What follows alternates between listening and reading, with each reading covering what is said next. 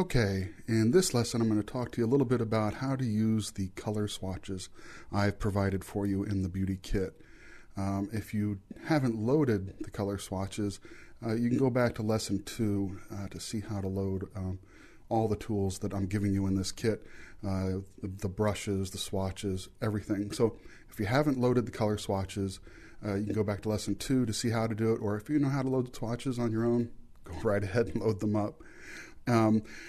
I didn't use color swatches really ever until a few years ago, and I found a use for them that just really helped me so much. And let me just go up here to my swatches palette, and we'll talk a little bit about it. First of all, when you open your swatches palette in Photoshop, usually the default is these really small little thumbnails.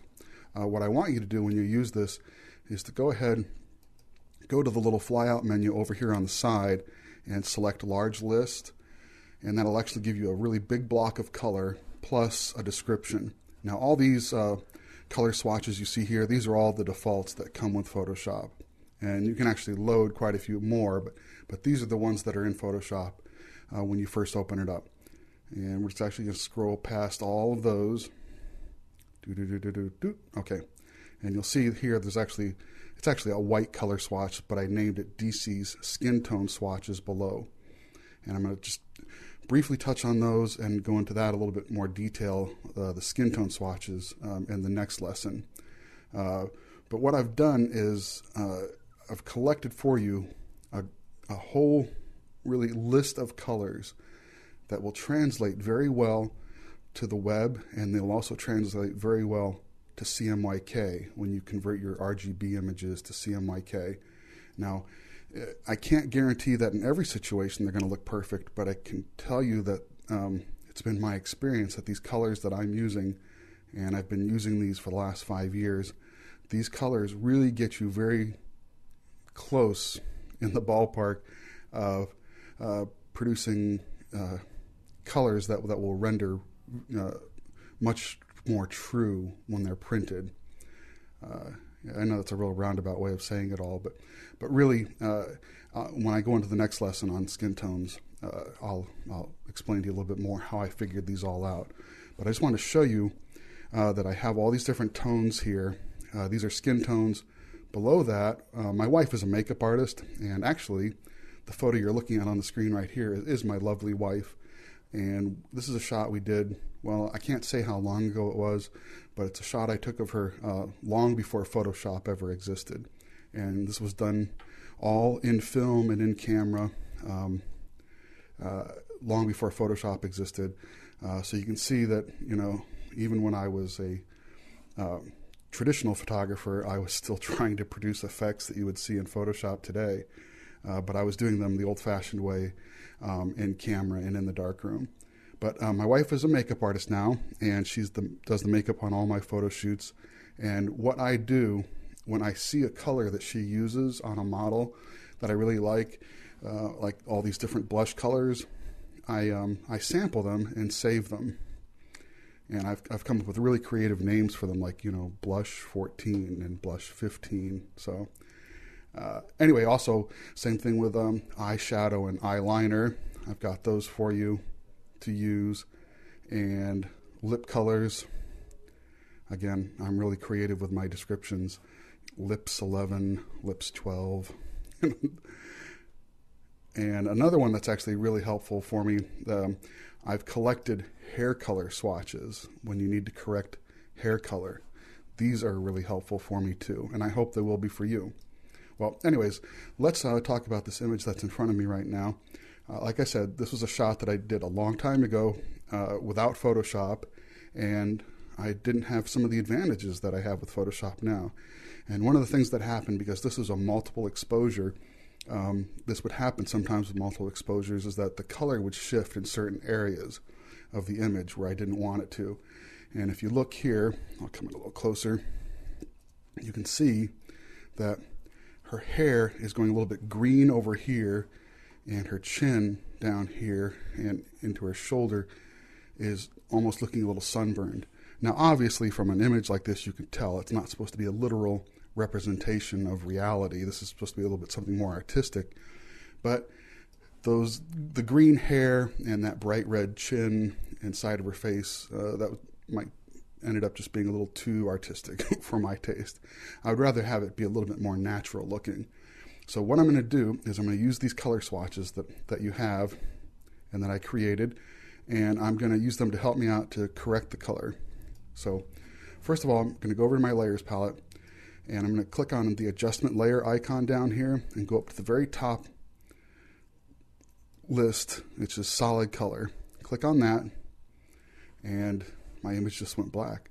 But what I'm going to do is I'm going to pick one of these skin tones over here, and I know that I've got descriptions to kind of give you an idea of how to use this, but this is not set in stone.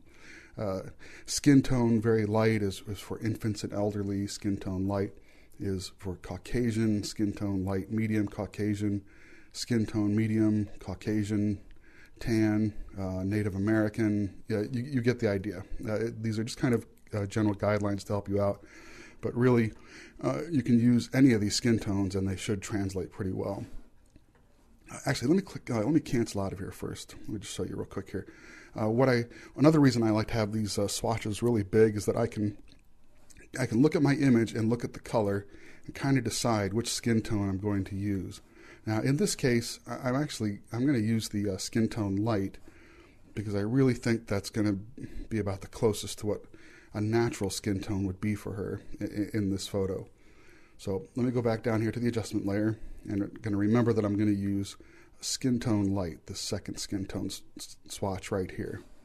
So let me go down to the adjustment layers, make that solid color adjustment, and it brings up the color picker, and all I need to do, let me slide this off to the side so you can see, is just go over here and it automatically gives me the eyedropper tool, and I just click on that little patch right there. I'll click on OK, and now I have a solid color fill layer with that skin tone color that I picked.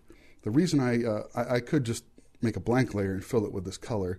The reason I use these adjustment layers is because it automatically gives me a mask, a layer mask that I can use to paint on, and I just find that really helpful. So actually, before I do anything else, I'm going to just name this layer skin color, and I'm going to change the blending mode to hue, and you can see that it's changed all the tones, all the color tones, to a close range of that skin tone light color that I picked. I could also do color. Color will give a more dramatic effect, and actually in this case I think I like the color blending mode better. I always either go back and forth between either hue blending mode or color blending mode up here. Let's try color. Let's just stick with color, and I'm also going to fill this layer mask with black, so I can then paint back over it just where I need it in white. And let me just do that real quick. Go up here to Edit, Fill, and under Contents, select black. Click OK. And now everything's hidden from that on that layer mask. And I'm just going to grab a paintbrush and just a nice, very soft, big round paintbrush, and make sure that I'm painting with my foreground color down here. Make sure it's white. If I hit the letter D, that makes my default colors foreground layer white and background layer black. So let me just paint right here with white. I'm going to paint over that area that I thought was a little wacky looking. Now it's going to make a really strong effect, but don't worry, I'm actually going to change that too in just a little bit. And go down here a little bit on the shoulder and right over in this area. Okay, now it's taken away the skin tone a little bit too much, but what I'll do over here in the layers palette is just go to that layer and just drop the opacity a little bit, and just take that down until go all the way down to 0 and start to work my way up and look at the image, and that looks pretty good right about there. That's kind of evened up that tone quite a bit, and actually I can see that this weird kind of green is spilling off over here too, so I'm going to just paint with white in this area a little bit also. Okay. Oh, there's some on a little bit of green on her forehead up here. Let's get rid of that. Good. Okay. Now I'm actually going to do the same thing with another color fill layer to get rid of the green color in her hair. Now her hair is supposed to be blonde, so I'm going to scroll down here in my swatch palette, go down to my hair colors that I've provided for you, and there it is, says DC's hair color swatches below. And I think I'm going to go, she's really a dark blonde. Let's just go with a dark blonde. That's that third swatch right there, dark blonde. So I'm going to do the same thing, making a color fill adjustment layer, solid color under adjustment layers, brings up the color picker, move that out of the way, go over here with the eyedropper tool, click on dark blonde, click on OK. And then let me change the layer blending mode up here to either hue or color. Let's see how color looks. I think I'm going to go with hue this time. And again, I'm going to fill this layer mask with black to hide everything. And this time I'm going to do a little bit differently. I'm going to use a keyboard shortcut. Black is my background color over here right now. And on the Mac, all I have to do is click Command Delete, and it fills that background layer with black, or not that layer mask with black. Great. Let me just use that same soft paint brush, and now I'm going to paint with white over her hair. And actually, because her hair was so greenish looking, it's actually looking kind of pink now when I paint with it. I'll just get all of her hair with that color. Good.